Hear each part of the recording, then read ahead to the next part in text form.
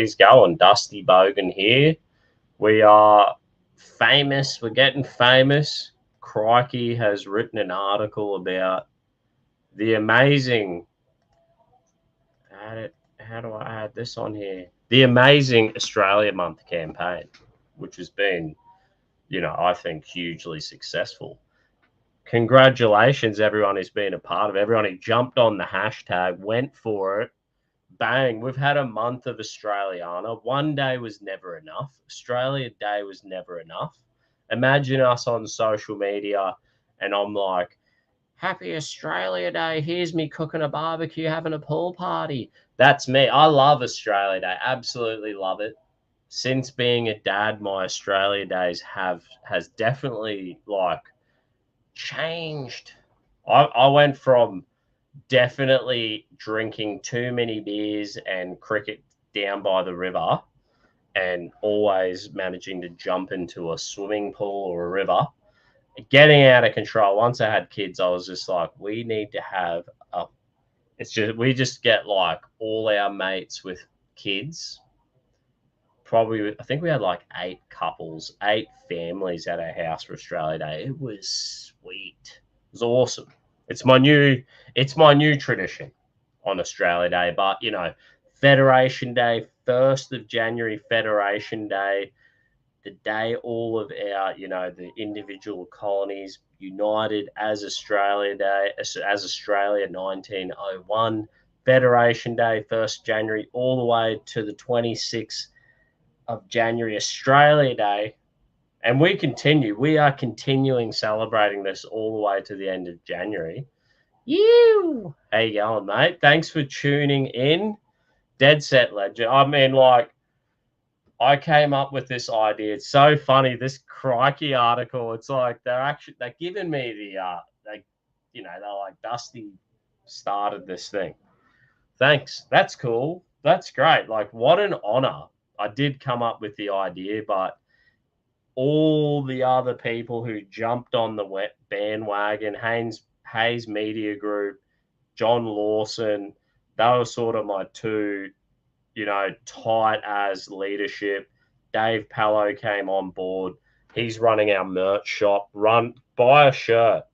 Dave Pallo is a man who runs Church and State Conference. I think it was the British Australian community. They made this graphic. They designed this. We sent the graphic to Dave Pallo, said, Dave, would you run our merch store? We want to bless you. So Dave gets any profit from shirts. But I'm a huge believer in Dave Pallo. I love his conference. Dave and his conference are always like, help me be a good Christian man. He helps so many people. He's a great leader. He always invites me to his men's group. I'm very grateful for Dave. So, you know what I mean? It's been so good. Use promo code AM20 if you want a discount to Church and State Conference this year. I'm going to be there. Hayes Media Group's going to be there. G'day, mate. If you want to jump in, Hayes, I'll drop the link. This is the link is going public. So if any rando would like to pop on, you're more than welcome to pop on. We will be doing Q&A. We're live streaming on Rumble. So we're sort of like, there's a new feature. I use StreamYard, and there is a new feature that I can directly read the comments out through StreamYard, which is exciting. It is exciting because StreamYard's good, but it's getting even better, which is great. So I can read comments directly from YouTube, which I'm surprised it's actually allowed us to stream, because I got a strike apparently on YouTube, and they made me do this like 20 questionnaire thing, like, it's like a reprogramming. They're trying to reprogram me, and I'm just gonna open the YouTube up. I'm getting used to let's be honest, I'm getting used to StreamYard again. Probably gonna do some more live streaming more regularly. That is the hope. But yeah, Hayes, if you want to jump in, mate, just click on that link. You'll pop into a portal. I'm still working this out a wee bit. Yeah, we could look at this article. We got Crikey's done an article. I think it's sort of cool. Crikey's probably just like another hit piece, left wing. I don't really know. So I don't know shit. I'm not there. I'm not out there, overly invested in who's who in the left wing, article writing world. They're probably like all these .com journalists are like in threat of losing their jobs to AI. They're freaking out. They've got to get desperate. They've got to throw mud where they can and try to do a hit piece. If it bleeds, it leads, they say. You know what I'm saying? That's the way it goes these days. Anyway, Hayes once again. Hayes Media Group, the freaking awesome AI generated freaking these legends, the chest burster. I love this chest burster of a guy. See if I can make it just a little bit bigger. You don't need to see my ugly face. You need to see this chest bursting stubby and the three-armed salute. The what do we call it? The Australia Month salute. We've sort of coined it the Australia Month salute, but it's got a mention, and Hayes has to just get full credit where credit is due. It's genius, this AI. It's so patriotic. It's kind of stirred up a lot of people, and it's hilarious. I love it. I want to salute my buddies when I'm at the pub, give them the patriotic. Can't see the link, bro. Okay. I can go invite, copy, messages. Hayes, I'll go direct. Check your Twitter. Go Twitter messages. I just sent you direct link. You'll be in there. Boom! Right. Well, I'll read. Hayes will pop in. I'm sure he'll pick up on it. Thank you, everyone, for tuning in on Rumble, on YouTube, and on X. I'm surprised we're here. I'm surprised we're here on YouTube. Anyway, let's have a quick look. It says Australia far right is using bizarre AI images to promote white nationalist celebration. So these people, Australia is a white nationalist celebration. So there's like every country that celebrates, we are a country. We vote for people to represent us. We're a nation, and we're governed inside borders, and we are Australians. So an Australia Day. I mean, look, this Federation Day must be a white nationalist celebration, and Australia Day is a white nationalist celebration. So must then be Australia Month. You know what I mean? And I'm absolutely proud to be European, Anglo-Saxon, Celtic ancestry. That's terrific. Every person, white, man, woman, child, should be absolutely proud of their heritage. Don't let these weird, the woke mind virus who wants people, I don't know. I would say this guy who writes the article, I would say he's a racist. I would assume he's a racist to white people. Here we go. We got the man himself. He's rocked up. Hey, what's going on, Dusty? How are you, brother? Thanks for having me on. And to you, good sir. Mate, good sir. Fucking cheers, brother. Yeah, cheers. I reckon a big win for the campaign. Really, it is. Oh, 100%. Just to get a mention is really, it is nice, No, it's look, at the end of the day, even the left don't like Crikey. As I mentioned to you earlier in a DM, the likes of Jordan Shanks of Friendly Geordies, he's 100% Labor shill. He fucking hates Crikey. He's done multiple videos ripping on them.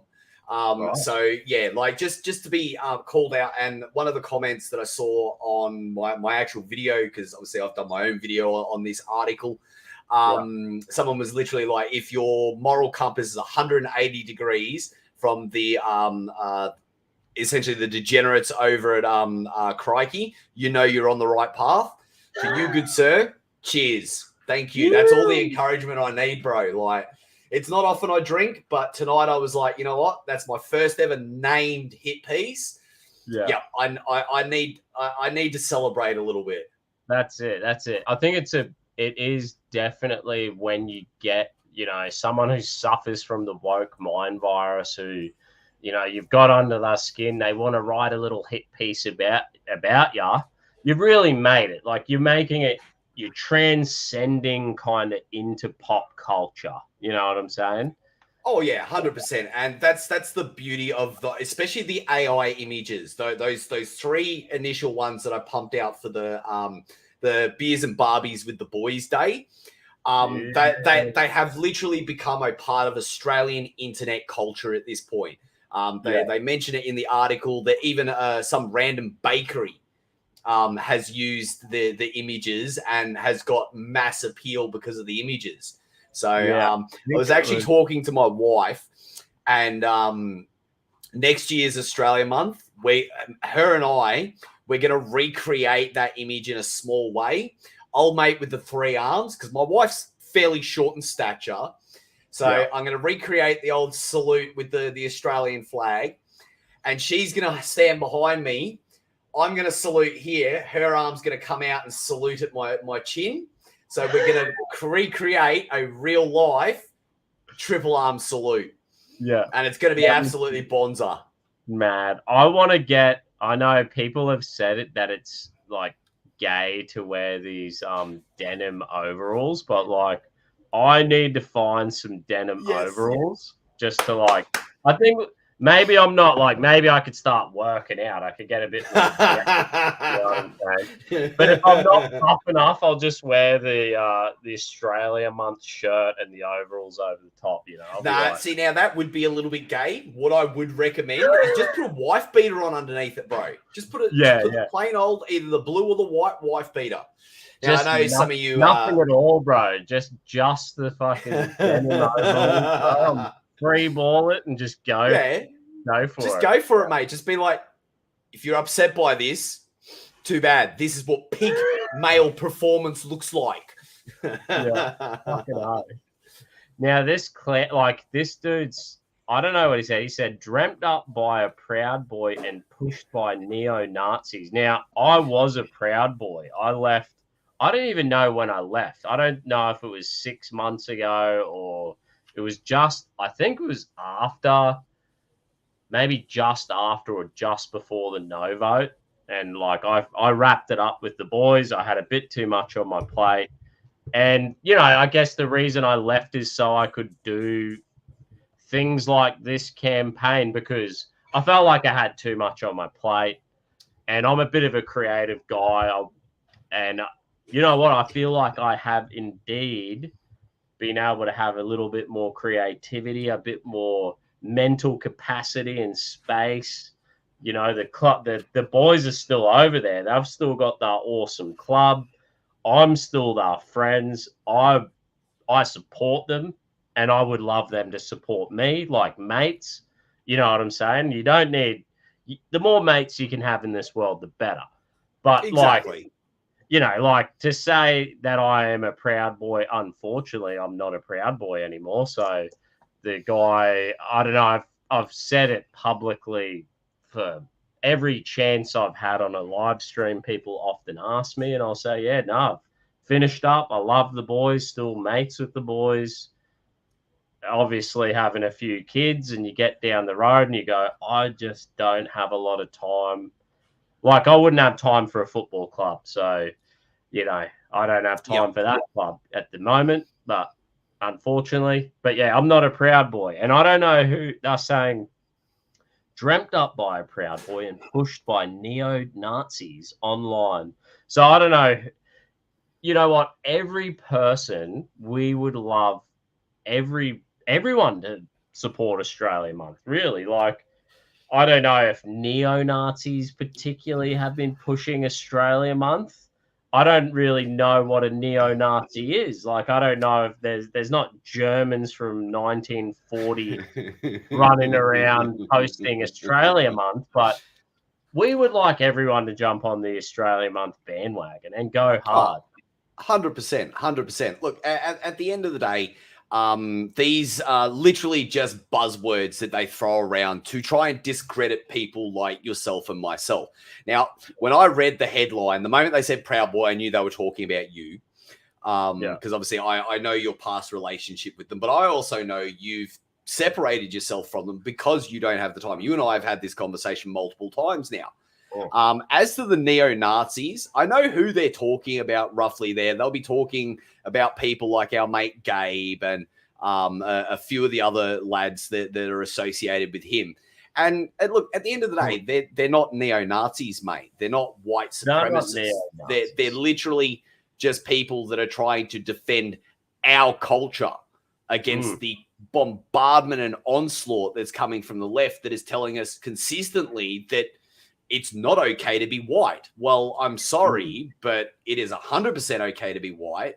And whether they like to admit it or not, we got left here on this dirt fucking rock we call Australia for 200 years. And look at the civilization we have built. Look at everything we have put into this country, right, with our own blood, sweat, and tears, and have asked for nothing in return, yet they want to sit there and they want to try and annihilate us like this. Like, nah, sorry, bro, but it's not happening. We're going to stand up and fight for what's ours. Yeah, it is like the crazy woke mind virus where you've got these like cultural Marxists that they really are anarchists. Like they want to destroy. You see them the Invasion Day protests, and it's like no Australia Day. It's not change the date. It's abolish Australia Day. Abolish Australia. They want anarchy. These people are anarchists. They hate civil society. That like we've built a functioning society. You know, I do believe we definitely could improve. Like I often say this. Look, call someone a neo-Nazi, and we might call someone the woke mind virus or a communist on the far left. The truth is, if there are them extreme elements in Australia, guess who created them? The major parties, the Labor and the Liberal Party, who have failed. They've failed these young people. They feel as though they can't afford to buy a home. They feel as though the cost of living's out of control, inflation's out of control. They can't see a way forward. Now, that's not good. I didn't create them. I didn't create the woke mind virus or these commies or these national socialists. No, you did. Labor did. You know, like the Labor and the Liberals created them by, it's what we call on sensitivity, we call it the incompetency crisis. That we've been governed by people who are incompetent. They've had crap policy, and they've led us to this point where, you know, this is what's happened. This is what's happened. So don't blame me. Don't blame Australia Month. Don't blame anyone. We would like to actively see this country do a lot better for everyone, implement some good policies, turn it around. We'd like to see our children, you know, have a functioning economy where they could afford to buy a home and have a great lifestyle. You know, it's not good enough that you could just pay the bills. People should be able to afford to buy a home. They should be able to go on holidays. They should be able to have a lifestyle. We were a great country, and it's really turned not so good in a short amount of time. Yeah, look, the last decade has been atrocious for us, and one of the biggest things I noticed during the campaign was they kept throwing the the buzzwords of Americanization. What they fail to realize is they were actually the first ones to import American culture into the nation. And I'm not hating on America for that. America's greatest export in today's day and age is culture. And I mean, they are the greatest free nation, Western nation in the world. They are the arbiters of what is eventually going to come to the rest of the West. So, number one, I don't see how that's necessarily a bad thing.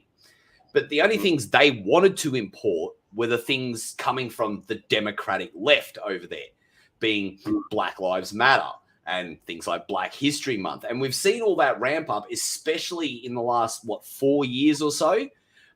During COVID and everything like that. Like we had the Black Lives Matter protests. Like, I'm sorry, when has that ever been a thing in Australia?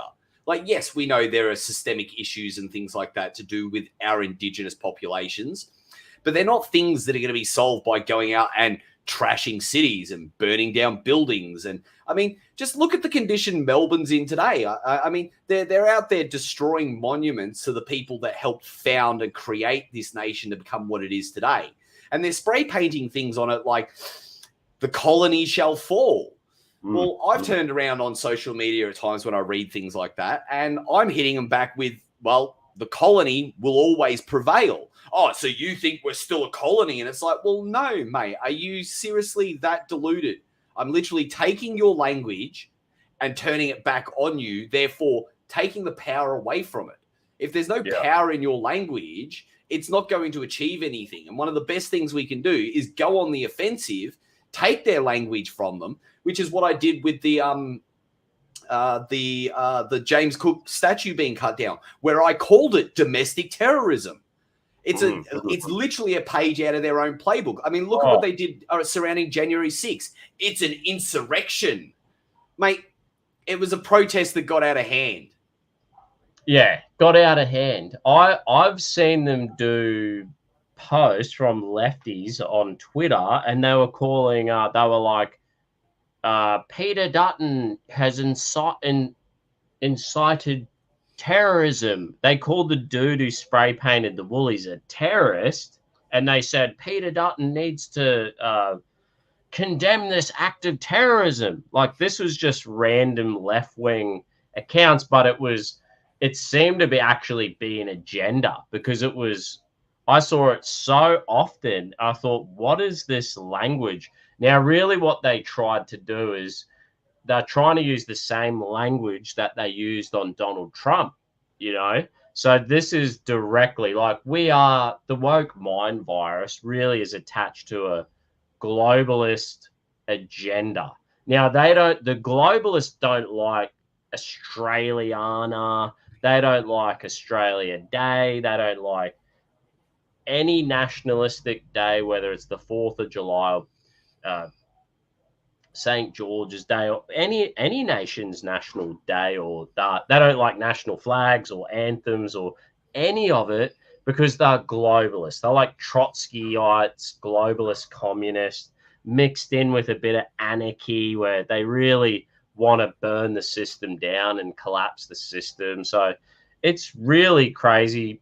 Musk coined it the woke mind virus. I really think it's a great way for us to comprehend what's going on, because it is a mind virus.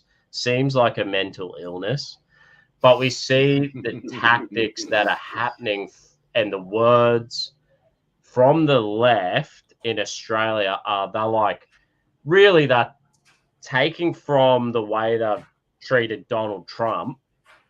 They're taking that whole mentality and they're trying to transplant it into Australia.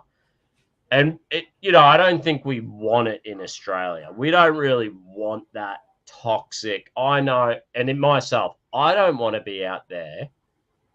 I actually don't want to be out there putting too much shit on the hardcore left or the hardcore right, because I honestly believe they are the result of poor governance, poor policy for a long time. So I feel for them. I hope we can turn the country around, and I hope that they would mature and grow up and come to a more of a reasonable worldview,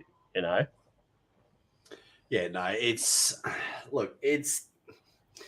the far left and the far right. At the end of the day, it's the horseshoe scale. They're a lot closer together than what they both want to admit. A lot of people like to label me as far right. And to be honest, I don't really consider myself far right. Do I have some far right leanings? Of course I do. I mean, everyone is very much to one end of the scale on certain issues. But there is a lot of leeway and there's a lot of playroom on some of the issues. The problem is in today's day and age, the left don't want to come to the bargaining table. It's their way or the highway.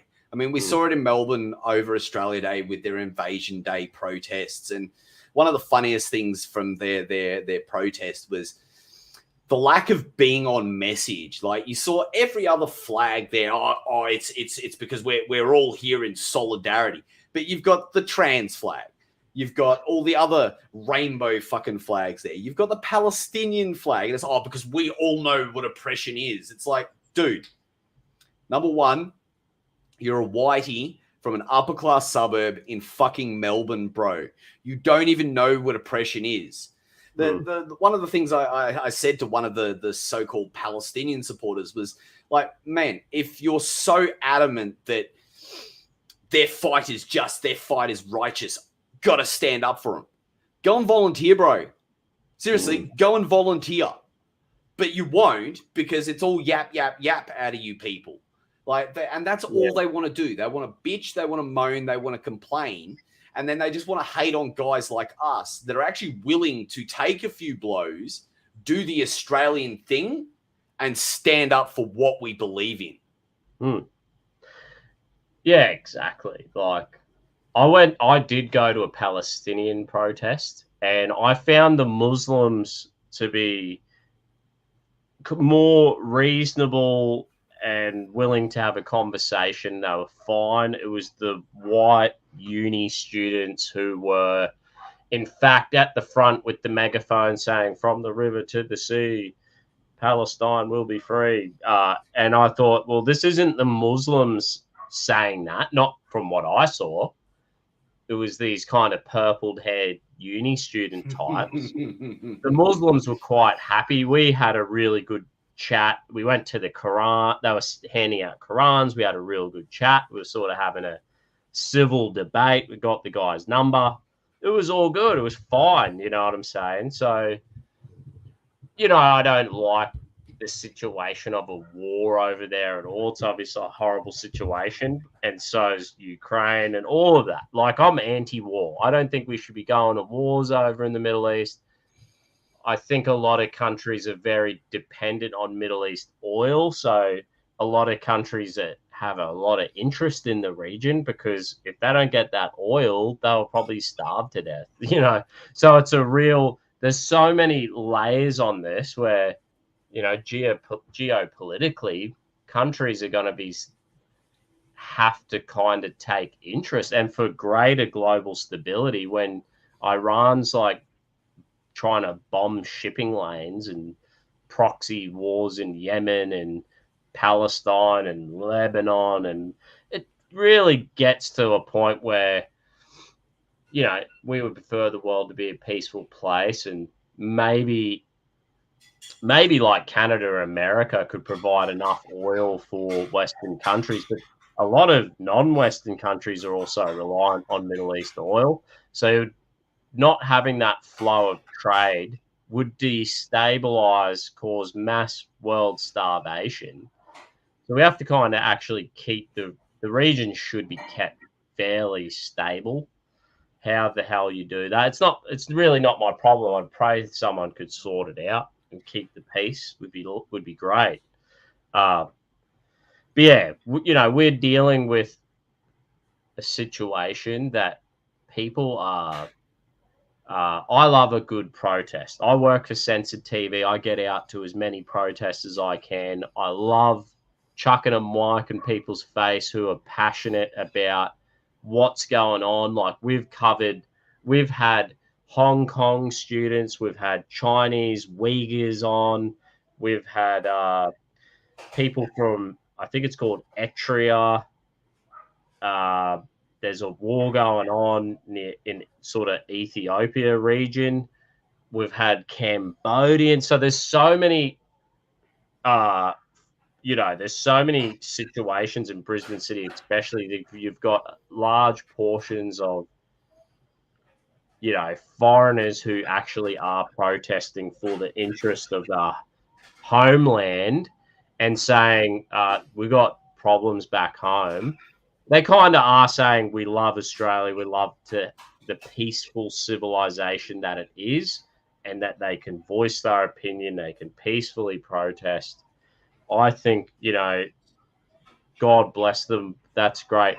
But I also see that they are petitioning for their home country and they're in group preferencing and they're looking out for themselves. Well, guess what? We're European Australians. We're Anglo-Saxon, Celtic, European Australians, British Australians. And we have to also lobby for and petition for our own interests. Now I'm happy to go to their protest and listen to them and in fact help them get their voice out. That's fine because I don't like, horrible shit going on either. Like, I don't think it's good. But we do need people petition. This is why I'm the Bogan Christian lobby. I do think it's important that we would lobby for our interests, not in a nasty, horrible way. I think Australia Month has actually been pretty positive, We haven't dragged anyone through the mud. We've kept a positive campaign. We're really celebrating Australiana for a whole month. Exactly. Yeah. I mean, that's why I think the article's kind of funny where they're like white nationalists and all this sort of rubbish. Yet, admittedly, I only covered 2 Indigenous peoples during the month. But if you do the math on it, all right, there's only 31 days in January, all right? So if I do 3 pieces on Indigenous Australians, that's 10%. Now, I've done 2, and I did the 2 most relevant and most important ones, in my opinion, which was Neville Bonner, the first Indigenous person to hold a federal seat, and Jacinta Price. And you cannot ignore Jacinta Price in the conversation at the moment. She's one of the most successful Aboriginal parliamentarians we have, especially at the moment. She's literally the most based, in my opinion, at the moment. And like she's literally on fire at the moment. Everybody knows who she is. Everyone wants to hear a bit more of her story. So I made sure to do a feature piece on her. Now, I've done 2 out of 31. The Aboriginal population only make up 3% of Australia, which means even just in doing that, I've overrepresented them in Australia Month if you're looking at it from a statistical standpoint. So this rubbish that they come on with that, Australia Month's been nothing but white supremacy and racism. It's like, where do you get your facts from? Which is actually funny because a couple of my followers done a bit of digging and they popped a few things on my actual video of it. The fact-checking corporation, RMIT, that this Cam Wilson used, are actually completely discredited. They were used by Facebook at one point, and they got fucking sacked. Facebook sacked them. Facebook dropped them like a hot potato. So it's like, well, I mean, where are you getting your information from, mate? Because it doesn't seem like it's very credible sources. Yeah, like I see that. Can I pull up the article? Like if I just quickly scroll down. Now, look, they don't link directly to my Twitter or any of my pages. They don't have a link directly to you. They don't have a link to the Australia Month page. They have some sort of random links. And I just sort of, the reason why they don't is because if the links were in there and they could link back to you and I, people would say, hey, this is a fairly reasonable campaign. You know what I'm saying? They've linked. They did do a direct link to Malcolm Roberts. I don't think it's popping up. So even if I click, if you go to the, I've put the link. I've got it on my second screen.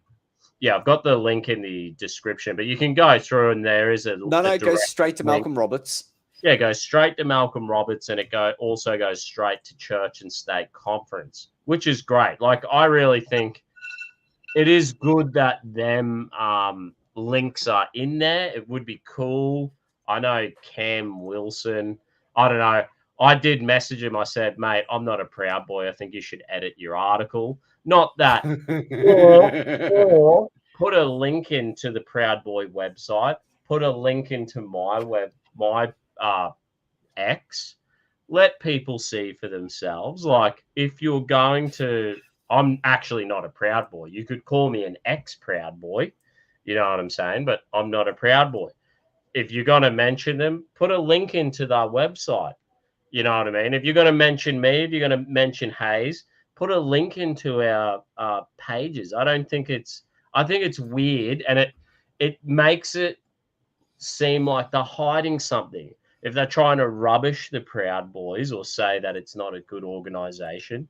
Now, if they had a link to their website, then they would see the tenets of the club and the values of the club, and then you would see that it's a good men's club. You know what I'm saying? If they had the link to your and my page, then they would see what we're about. But, you know, that being a hit piece, that's not what they want. Like, no, they not want at to, all. yeah, they want to rubbish us. Well, Yeah. see, I even said that because I reposted the video to the original article that he posted over on Twitter. And I literally said to him, I said, look, anytime you want to come to me for clarification or comment, mate, my DMs are open. Like, because at the end of the day, like, I love some of the things that he said in there. I mean, he called me transphobic. Like, I'm sorry, mate. It's not a fear. It's disgust at your degeneracy that you want to bring around our children. Like, that's not fear. That's the very definition of the opposite of fear. He called me Trump loving. Like, I don't believe I've ever put out a pro-Trump post. Do I appreciate some of the things that he did during his tenure as president? Of course I did. Like, he was the only president that didn't start a new war in the modern era. Like, that's kind of a big deal. Trump did awesome. He did pretty good. But yeah, no, I'm sitting here. I can see his mug on my second screen beside me here, and I just look at him, and it's like, bro, you're literally the impersonation of a fucking soy jack. Like, it's just it's meme. His face is meme culture without even being meme culture. I'm pulling him up. He's right. His photo's at the end of it. There he is. Like, his face. Poor fella. Woke mind virus. He'd be one of those sorts that if he was to come in and comment on my post, I would literally just reply to him with a picture of his own face, mate. Just being like, bro, like what do you even call that little bum fluff you've got growing on your chin and your neck, bro? Like, it's like, are you trying to grow a beard? If you're trying to grow a beard, grow a fucking beard, bro. Like, I mean, some of us have glorious fucking goatees going on here. Sorry, dude. Like, I've copped a bit of shit in the past for it, and it's just like, you know what? It's actually kind of my wife loves it, but my kids love it. I mean, they kind of wish I'd shave. It's like, Dad, can you just have a clean face for once? It's like, yeah, nah, not going to happen, girlies. This is how your father looks. I shaved. Generally, I shave for summer, and like I'll grow a Christmas caterpillar, I call it. So my facial hair's caught up. I kind of don't have the mustache anymore, but as soon as I shaved and I left the mustache, my boy, I woke him up in the morning and he's like, grow it back. Pointing to me. First thing he said, you know you're onto a good thing when your young bloke's the first one to turn around and go, Dad, I don't like the way you look, eh? It goes into the saying. My daughter's actually bought me a shirt. The shirt literally just says, if your dad hasn't got a beard, you've got two mums. Yeah. So I was just like, no, I mean, even though you whinge now that you're 15, 16, it's like, no, it's not happening. The beard stays. Yeah. Mate, the Beards is the name of that band, the Beards. It's the Beards, right? Yep. Oh, they need Australia Day a month award, eh? I'm gonna do them up. I They can get are behind that fucking one. good. They are good. Credit where Oh. credit is due. That is a great song. But yeah, I think I did it. I did an Aboriginal post too. I'm pretty sure I did mention King Bungaree. King Bungaree is a guy.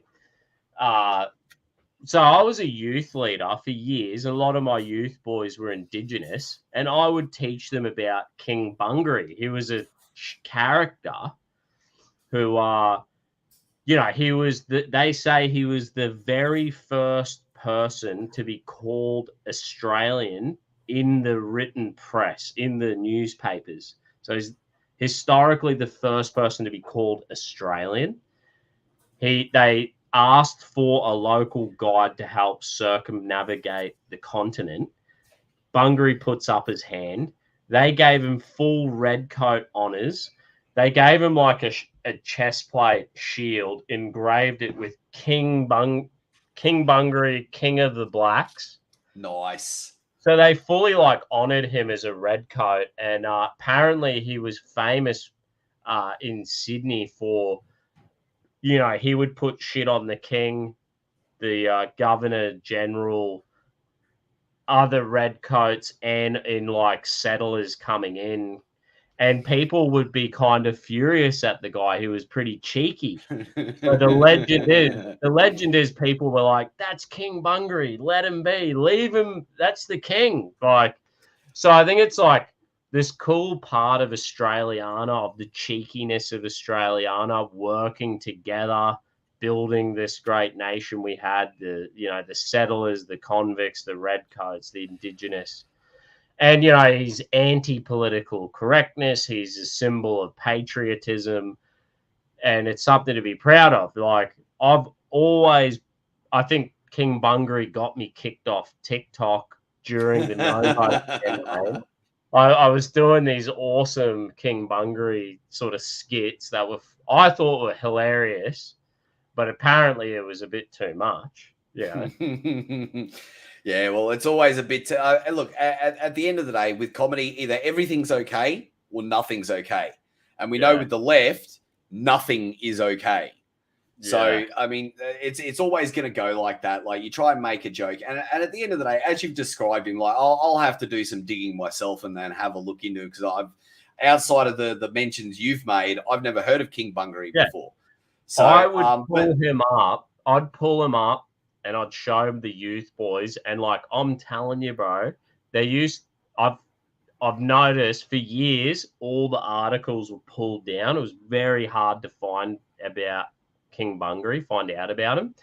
There has been a re-emergence of who King Bungaree is, and there's been more articles written about him, but like, it's kind of a suppressed character in our history, like, which is unfortunate, because he's an embodiment of Australiana and comedy and, freedom of speech in the sense, Yeah, no, it certainly sounds like he embodies the Australian larrikin, which is something we've really moved away from. And it's a shame with what the left has done to that. Like, we don't have young lads out there now, maybe throwing a firecracker or down the park racing dodgy little postie bikes that they've hotted up or rebuilt and things like that. Like, you don't have these characters anymore that we were as young fellas. Because I don't know about yourself, Dusty, but I'm staring down the barrel of 40 now, mate. And I remember what I was like as a young bloke. Like, I was an absolute hellraiser. Like, if it looked like fun, I was going to go and do it, mate. Yeah. And maybe it's this like thing with kids can just whip out the phone now and start recording. Like, so, I mean, I feel like it is we've got a youth crime crisis in Queensland. It's probably Australia-wide. And, I see all through Ipswich, the motorbike tracks are barred up. The four-wheel drive tracks are barred up. You now need a fishing license. What? And I do think, yeah. And like, I think to myself that it's an attack on masculinity. But so your uncles, your older brothers, your dad, and his mates would take you fishing and fall driving and motorbikes, and they make you throw the gloves on and do some sparring or whatever. Like, you'd have fires and firecrackers, and that was really good for blokes. Blokes need to blow off some steam. Boys need to be boys. And now what are they doing? It's like the fun police is boarding up these, what used to be easily accessible things, blokey things for young men to do. But, we're forcing kids onto the TikTok and onto the video games. And then getting what I do believe with the youth crime crisis, and in northern Queensland, a lot of it is Indigenous youths, right? What we're seeing is, we're all going more time on the phones, more time playing these video games. And there is the African-American rap culture, African-American gang culture, and our youths are emulating this. Look, we see it with the, what do they call them kids with the bloody Nike bags? I don't know what they Eshays. Eshays. We see it with the Eshays. So even this sort of culture or glorification of it's gone beyond being a rat bag and a larrikin. It goes into the realm of the gang rap culture, African American. They've seen it, the fatherless homes. I think they're victims of the fatherless home myself. So I'm not there to, look, I've got compassion for them too. I think we need fathers. We need fathers in the home. We need, dads. I'm a dad. It can be tough. You got to learn to be a good husband and a good father. And we just need to be mindful of that. Like, what are the symptoms? What's causing it? How are we getting here? Are there less opportunities for young people? Like, a failure, I think, also would be like making it 100 hours you have to do to get your driver's license. Like, what's going on? It's making driving harder for young people, young guys who could drop out of school in year 10, easily get their driver's license. They need a car to get a job or start a trade. Yep. Like, we're not actually helping. Like, if these are things I used to do as a youth leader with my, it was the low socioeconomic bogans and Indigenous people and Africans and Pacific Islanders were our main demographics at our church and in our youth group. But it was like getting them the learners, teaching them how to drive, getting them that part-time job, making sure that we encourage them to finish year 12, play sports or get in the gym, keep them busy, learn the positive habits. But it's like, there are the simple, tried and true things we need to do. You do that through mateship. But yeah, it was a hell of a lot easier to get your license in a car. You need a license in a car to really get that job. Not all kids are going to uni. Some of these low socioeconomic kids, really, they just want to get a job so they can move out of home because the home situations aren't good. And then they can sort of start forging their own life ahead of them. Like, there are answers. We have answers and we can have solutions for this country. Whatever the problems are, I'm a fucking real believer of it. And this is like a part of the Australia Month thing. We want to come up with positive cultural things we can do to move in the right direction for all of us. Yep. Yeah, and that was what I tried to bring in with the pieces I was doing, was bring to light people that had made considerable contributions without most people even knowing who they were. Thank you, my love. Yep.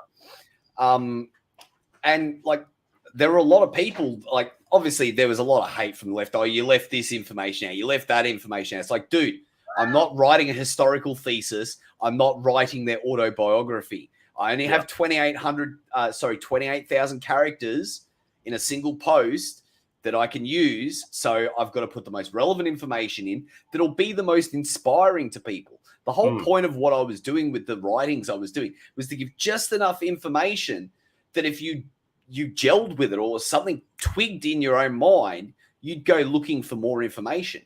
You'd go and pick up a book and read about, oh, hey, this dude actually did this, or this Sheila actually did that.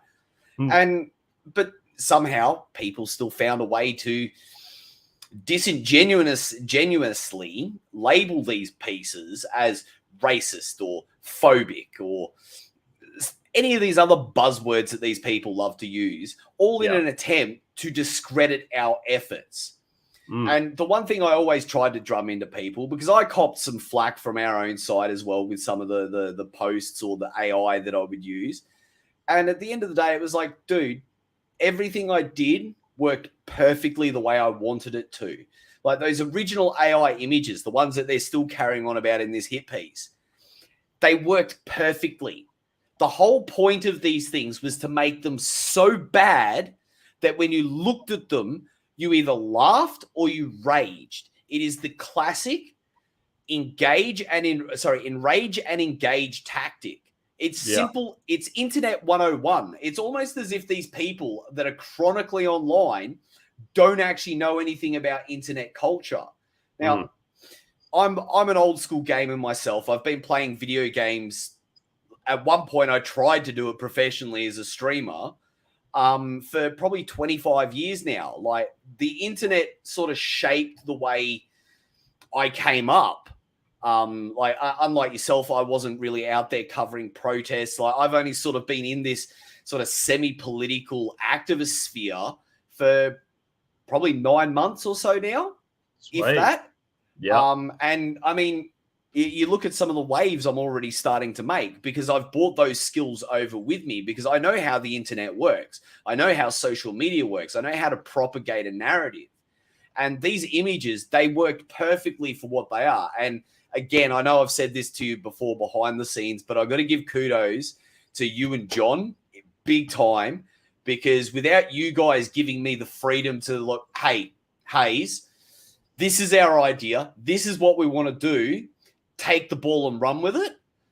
And I mean, that's what I do best. You mentioned it earlier about having creative freedom. And that's sort of what I need to do because the big key things with the way we sort of organized the campaign was that the three of us we all have our strong suits. We all have different ways we look at the situation and we all have our different ways of doing things.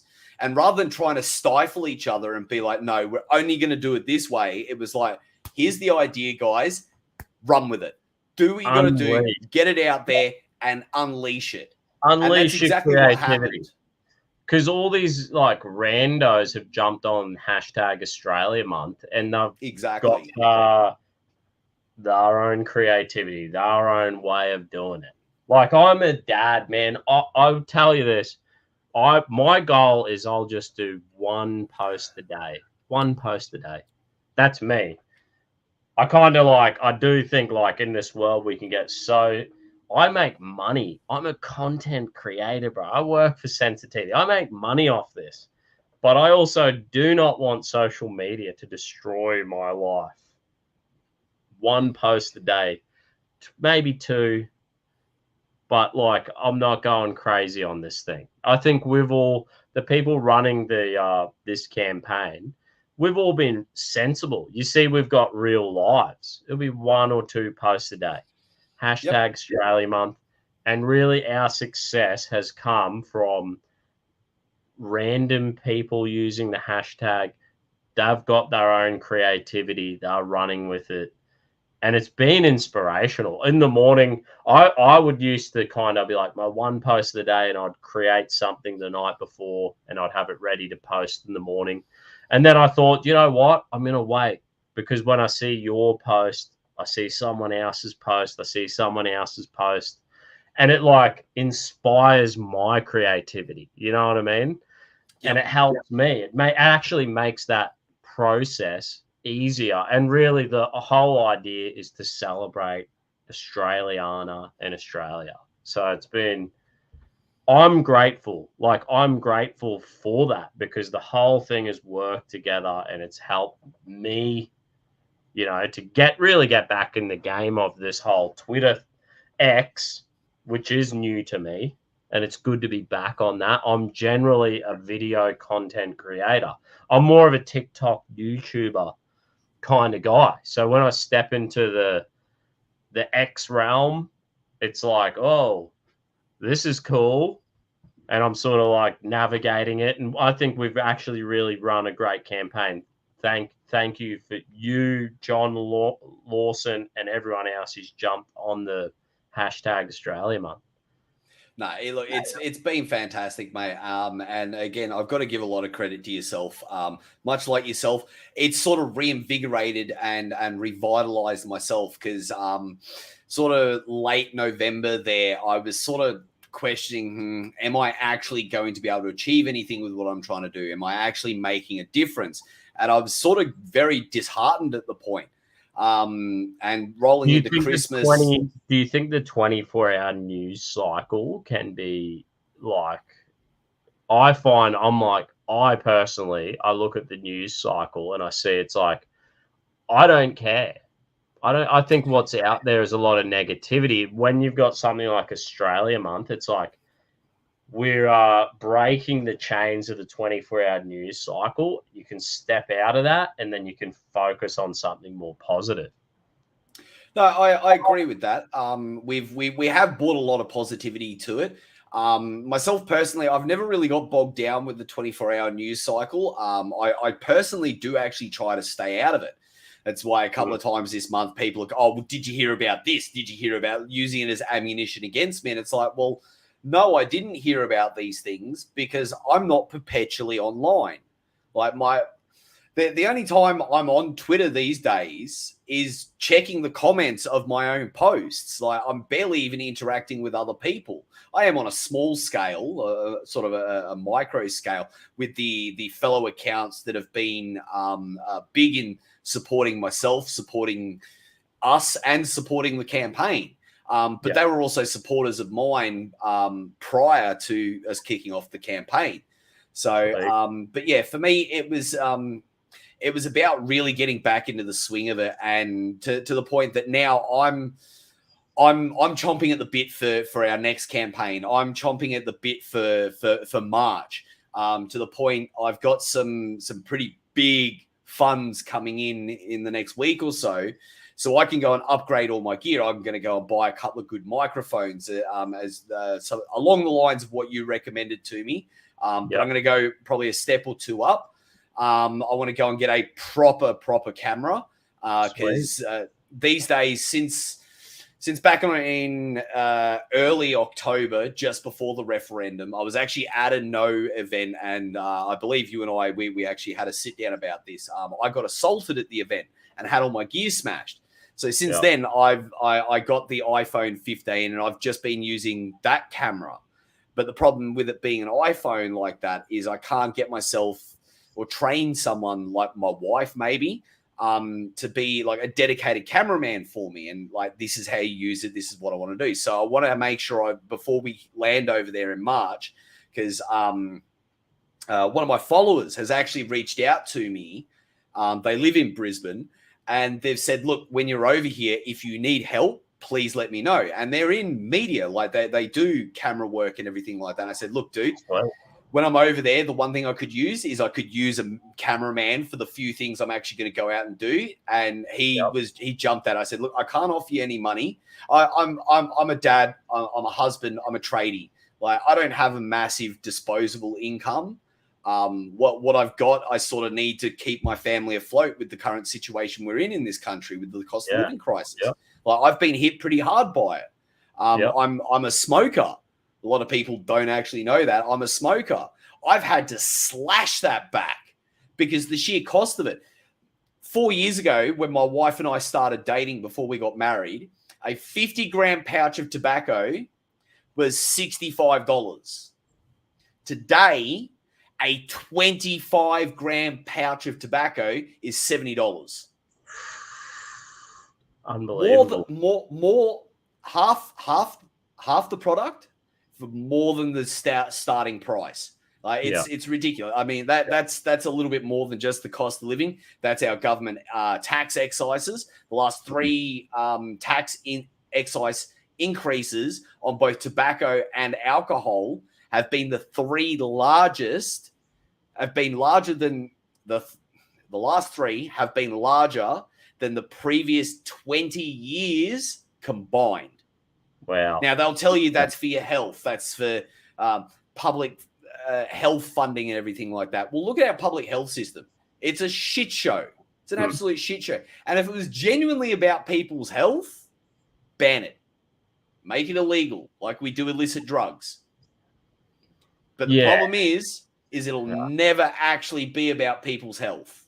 Even if you ban it, people are still going to get it. Like, so there's that much. Yeah, there's that much black market tobacco in Queensland. It's unbelievable. So we can buy tobacco. Part of that comes into the cost of it. Yeah, we can buy tobacco cheap as chips. Well, like I reckon. See, the next campaign. Well, it's something I do every year would be Lent, and Lent's coming up. We were throwing around an idea for hashtag Lent challenge, the Lent challenge, where maybe we could like do like I could be like, Hayes, I'm challenging you to do Lent, you know what I mean? And maybe we could set out a challenge and just go out and start challenging other Twitter pages, and not only are you challenging someone to do it, but it is a challenge in itself. Like to do Lent, to do Lent and to think about like things that we would like to getting better control in our life. 3 years ago, I think it's 3 years, this might be my 4th Lent I've done. But when my first ever Lent, went into it, and like I was a binge drinker, bro. I used to love drinking. I have homebrew. Like this homebrew here is like 3 years old, mate. Like I have liters and liters of homebrew rum and gin, and that's all kind of there from when I was a big drinker. And I did Lent, and I never went into Lent expecting that I would cut back and now barely drink alcohol. But it was the beginning of, I think, a real positive change in my life to really understand I was a binge drinker. I love to drink. So now every year I look forward to Lent, and I try to cut back, whether it's my diet, in getting a good workout schedule, thinking about better sleep, taking vitamins, cutting back. Like I don't smoke. I've got my drinking under control. I want to actually get better at not swearing. That's kind of going to be probably my main thing. That, and then being more focus on sleep. Like I have to go to sleep earlier. I've got to watch my mouth, and then I'm going to do the fasting with the food discipline. But we'll get there, and we will when we kind of get the ball rolling on that. Something I do every year passionately because it's been such a help for me. And maybe that's kind of the direction we're thinking of if we were to do another kind of campaign, which would be so important for men to be the best father, the best husband, the best mate, best brother and son you could be, that we could, be a bit more disciplined in our life and be connected to a whole community of people moving in that direction. I think it goes for 7 weeks, 40 days, 46 days into the lead up of Easter. Yeah, no, look, it's going to be a great campaign. I'm 100% on board with it with you, mate. I've actually been speaking to a couple of lads I know. So obviously we're both Protestant. This will be my first ever Lent. And some of the guys I've been, because I go to a Pentecostal church. So some of the guys I associate with a lot are Pentecostal. And I approached a couple of them today, and I'm like, look, as some of you know, I've been doing this Australia Month campaign. Well, the next campaign we're going to roll out, because we've got a whole 12 months worth of content we want to try and ramp up to make our men better and do better in our society. And I said, look, the next one we're looking at is Lent. A couple of them looked at me weird, like, what is Lent? So I explained it to them. It's about the lead up to Easter. It's about sacrifice. It's about this. So the traditional is it's the fasting from dawn till dusk. And I explained it all to them. And I said, look, there's nothing I can sort of physically give up.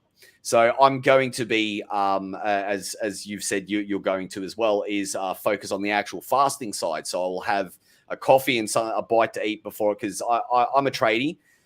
I'm early shift worker when I'm doing those things. So I'll have something before I leave for work at about 4 a.m. And then that'll be it until my darling wife gets home at night at about 5:36, which is roughly when the sun will be going down. And we will break fast and eat then. Wow. Because the messaging I really want to try and put forward through the social media campaign is because as we all know, we're all sinners. We're never going to be perfect. We're all flawed beings. And one of the sins that I struggle with the most personally myself is the sin of lust. Now, I'm not just talking like sexual lust and things like that. I'm talking lust in general, lust for power, lust for money. Like, there's all these other forms of lust. It's not just sexual degeneracy, and people need to get that out of their mind. Like, there are many things in this world you can lust for that.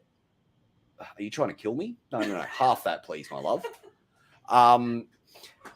She's mixing me a drink. I was like, you know what? I've got a little bit of vodka left on the shelf. Go and mix me one more drink. And I told her half a shot in it because the new glasses are a bit smaller. She brings it back. Yeah. She's put a whole shot in it. It's like, you're trying to kill me. But yeah, so it's one of the things I struggle with, and I know a lot of men out there struggle with it. But I know a lot of them they struggle on the sexual degeneracy side. One of the biggest ones being, especially in our young men, pornography. And so that's why I sort of want to target that for myself with my contribution to the campaign is I want to try and start stamping that stuff out, because it's one of the things that they are using to soften up our men, to get these men hooked on things. So they're constantly getting these dopamine hits. Their feeds are full of half-naked women in bikinis shaking it around and things like that. And it's like, boys, get away from that. Go and find a good philosopher. Get some of that back on your time feed, on your timeline and your feed.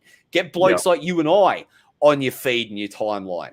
We're going to be the ones there to help prop people up. And I like the idea of I challenge you, because realistically, as it was put in the little group chat when we were discussing this, it works on so many different levels, because it is a challenge in the fact that you're challenging oneself. But then there's the further definition of the word challenge, which is to go to battle, to fight, sort of thing. And that's where we are bringing that faith side of things in, throwing our Lord and Savior in Jesus Christ into the ring and being like, yes, please, dear. And then, no, where's the lime soda? I have a book called a book called The Fasting Edge, and in that book there is a story. It might have been Ezekiel, and it was the Israelis were fighting the Philistines, whatever they're called, and it was like, I think they had a lust problem for Philistine women. And there was, like, we know the story of Samson, and Samson, got seduced by Delilah, and, she wanted to cut her hair. But it was, there is stories in the Old Testament where by doing a fast and sustaining from food, and then also that by getting control of your stomach, feeling hunger and being like, I'm not going to eat till this time. Or sometimes you don't, even if people just drop, like how I fast, I go no fast food, junk food, alcohol, cigarettes, sugar, caffeine. And then I'll start my first day of Lent, Ash Wednesday, no food for 24 hours, followed by 2 more days of no meat. And then I go, and then I start my, no coffee, no cigarettes, no alcohol, no junk food, fast food, sugar, caffeine. And I'll do that journey, and then I'll do a few days where I'll just drop a meal. That's how I do it. And I encourage everyone to choose. The main thing with Lent is you set a goal, however you want to do it, and just stick to it. You know what I'm saying? The best you can in community. If you fail, talk to your mates, and, you'll get there. But when you're hungry and you go without, and then you realize, I can still sustain energy, I'm in control, and then you choose when you eat, you do gain control, and this is the Old Testament stories where they did gain control over lust. So there is like this power of fasting that gave people greater control over a lot of aspects of their life. You know, and if we do read the word, I don't read the word as often as I should or used to. When I used to do Bible studies, I'd read it daily because I had to. So it's in there, but it's not something I read often. And it's probably something a bit more prayer, a bit more fasting during Lent is the goal. But yeah, even the porn thing, I like a good thing in the Proud Boys Club was this idea. They used to call it no wanks. And it was the idea of essentially get a girlfriend, get a wife, and that's how you outwork your sexuality. A lot of young dudes are looking at the pornography, and it's sort of like it's just too much. Take the pressure off, and don't make yourself feel too bad. But let's be realistic. What's better for a man is you don't need 10,000 girlfriends on the internet, videos looking at. You need to be in the real world with a real woman, and you just if you get a missus, outwork. You should be chasing her down the hallways. After a few days, if you haven't done it, you're going to be the groper. You know what I'm saying? That's where God that creates a healthy marriage and a healthy relationship and hopefully children, But that's where we should be at. So, I don't think we should ever overly burden people with sin. We've got the answer to sin, and that's Jesus Christ. You can have forgiveness and you can have empowerment over it. I don't need to freak out if someone has an addiction to drugs or porn or they got depression. That's all good. You can overcome that. You can get it past that. That's all good. The pressure can be taken off in Christianity, and you can become a winner, and you can overcome these obstacles. And, for too long, people sort of burden themselves and they feel so horrible and so bad. But we've got the answer. And when you've got the answer, there's a way out of any situation where you can turn that around. Lent. Yeah. Yeah, no, look, 100%, and I understand the burden you're speaking of. I mean, myself personally, part of my my progression back into my faith was, it was only a few years ago. I was on multiple different SSRIs to combat depression, anxiety, all these other form of demons that had taken control over my life, and I had a porn addiction, even with having a healthy marriage and a good wife, I was still watching porn 2 to 3 times a day. And wow. Having that burden on myself, and it all went hand in hand. It was part of why I was depressed. It was part of why I had anxiety. And I had, and consistently consuming it was not making the depression any better, because you were getting that instant gratification, and then 5 minutes later, it's like, well, what's the point of my life? And it's like, well, no, this is where you need to pick yourself up, and this is why my path back to my faith, and it's why I'm so rabid when it comes to it, and it's why I'm a genuine believer in that there are demons in this world, and they will use these things to corrupt us and lead us away from the path. Yeah. At the end of the day, the best thing you can do in the upcoming couple of months, guys, for those of you that are watching us, is get on board with this Lent challenge, 100%. There's going to be a massive group of guys. I dare say we probably put together a Telegram channel solely for this, so the guys can get together and we can literally prop each other up. If you're struggling, reach out. Somebody in the chat's going to be able to jump in there and be like, nah, here, brother. No. This is what you need to do. This is how we're going to combat this. This is how we get better. This is how we get stronger. Because at the end of the day, we as men, we are tribal. We are pack animals. No man is meant to be out there on his own. It's about having that group of guys behind you that are actually going to support you. And that's what a lot of our, especially our younger men today, are missing, is they don't have that support structure of mates around them, because everything they do is online. As you said earlier, they're glued to a screen with video games, or they're glued to their phones in their hands, and they don't have those real connections. Like, yeah, there's a lot of young lads that do have it, like through footy and things like that. But the moment they leave those locker rooms, all of a sudden they've got nobody again. And that's why I think this Lent challenge in particular is going to be absolutely crucial and a crux of how we take back our men, how we take back our youth, and how we make Australia great again. Or, as I prefer to say it, how we make Australia godly again. Because that's one of the biggest things we are missing in this nation. And I absolutely hate the argument from the left of, we're a secular nation. Bro, go and read the fucking preamble to our Constitution. Like, it literally says the words, our Lord God Almighty, in our Constitution.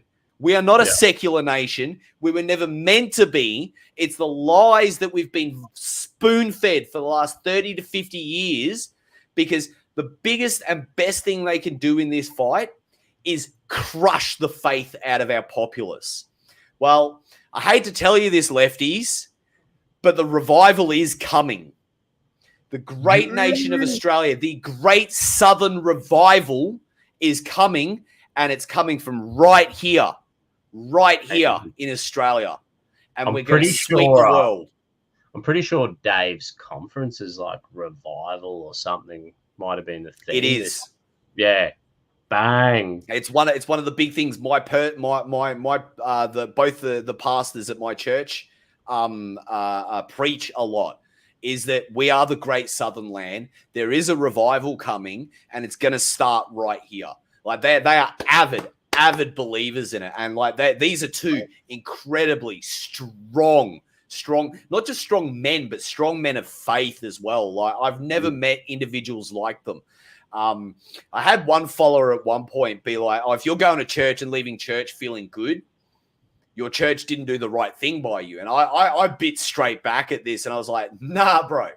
I go to church, I leave church feeling reinvigorated, filled with the righteous fire of the Holy Spirit, because they've literally taken it from above and they've rammed it back into me with this." And you just fired up for the week. I'm ready to take on the week. I'm ready to just charge in there and just be like, right, what do we got to get done this week? What's our next battle? How do we reach more people? And it's just, I don't want to hate on, like, I don't really do denominations. I don't refer to myself as Pentecostal or Catholic or this, that, and the other. I don't even like to refer to myself as Protestant or anything like that. I'm a Christian. I am a follower of Christ. And that's where a lot of us, we need to get over that hurdle. It's part of the reason why I've been in some group chats, and it's the sole reason I've started leaving a lot of these group chats, because all anyone ever wants to do is argue over which denomination's better. Bro, nobody gives a fuck. Are you serving Christ? That's literally all that matters. Like, my whole thing now is I won't work with anyone that's not a Christian, and they are not a Christian first. Because if you're not putting God first, you're putting God last. And if you're not putting God first, it means I can't trust your moral compass. It means I can't trust you're going to make the right decisions to help support me and the fights that we've actually got ahead of us in this country. So, boys, if you're in these group chats, you're watching and you're listening now, pull your fucking head in, boys. Seriously. Like, nobody cares. Oh, Catholics are better at this. Protestants are better at this. This is heresy. This is, oh, no, actually, sorry, I take it back. If it's fucking heresy, that shit needs to be purged. Like, that's the short and skinny of it. But this whole denominational shit, get over it, guys. We are all followers of Christ first. Yeah. That should be the first question. When I first came a Christian, one of the first books I read was Mere Christianity from C.S. Lewis. And so C.S. Lewis got converted by Tolkien, who was a Catholic. He wrote Lord of the Rings. We all love Lord of the Rings. You know, it's full of symbology of Christianity. C.S. Lewis went on to write Narnia. and you know, such creative guys, but in mere Christianity, you know, he sort of said, oh, I didn't go the way of Tolkien. I didn't become a Catholic. He became some Anglican denomination. But the thing is, his whole book is like, this is mere Christianity. This is the glue that holds all denominations together. And he painted this perfect picture of the core Christian values that we all have as Christians. And that's totally helped me. And it's helped me to see the value in Catholics and see the value in other denominations and not have that wall up, and to build the friendships. And you know, that's a part of the Lent challenge, will be that Protestants and Catholics could work together on this. Because if we do this and we become better men and more connected in our faith and more, you know, passionate about our faith, then the body of Christ wins. You know, the body of Christ. If the Dusty Bogan 3 or 4 years ago, who I was a binge drinker, and how Lent, you know, Gavin McGuinness mentioned Lent. He's like, I'm doing Lent. And I was like, what's Lent? And Gavin McGuinness's Lent is like, I don't drink whiskey for Lent for 7 weeks. I only drink beer. That's how he does Lent. You know, he's like, I just drink Budweiser every day, like he's an alco. But I was like, his version of Lent got me interested in Lent and got me exactly here.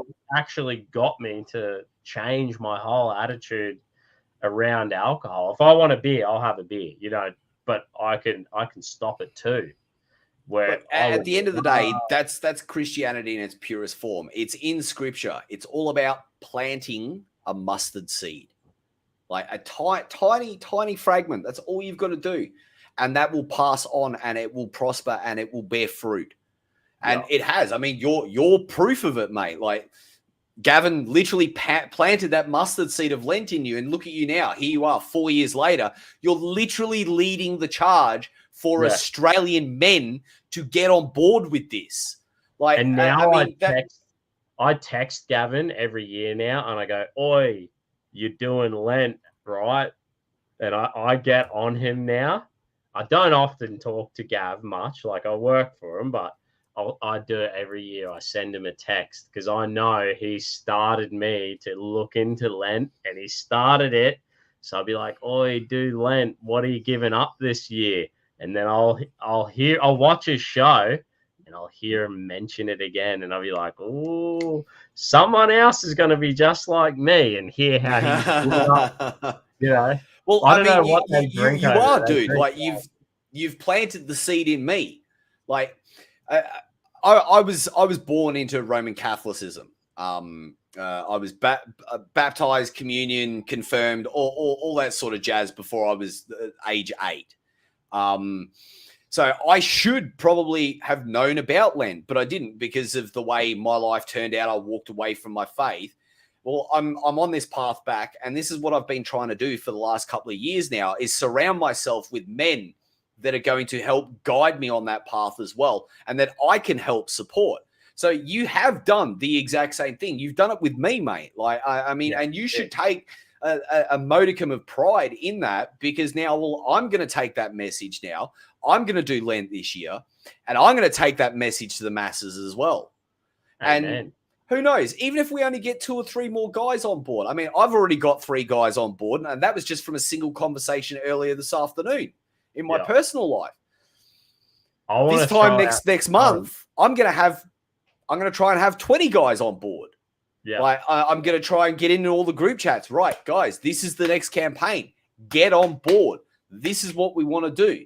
This is how you get stronger in your faith. This is how we get stronger as men, and this is how we get stronger as a society. Yeah, absolutely. Right, we're going to have to wrap it up. My missus is banging on the door and calling me. Yeah, I can hear mine rustle around in the kitchen. Dinner must be nearly ready, so...